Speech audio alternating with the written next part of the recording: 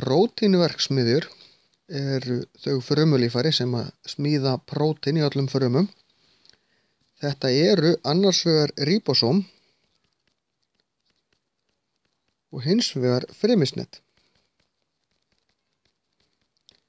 Upplýsingarnar hvernig á að búa til prótín liggja í kjarnanum í litningunum sem eru gerður úr DNA og það er í raun tekið afrit af DNA-inu sem heitir RNA. Það fer út úr kjarnanum og í ríbósómin. Ríbósómin lesa RNA-ið og raða eftir uppskriftin á RNA-inu saman amínósýrum. En mismunandi röð amínósýra búa til mismunandi prótín.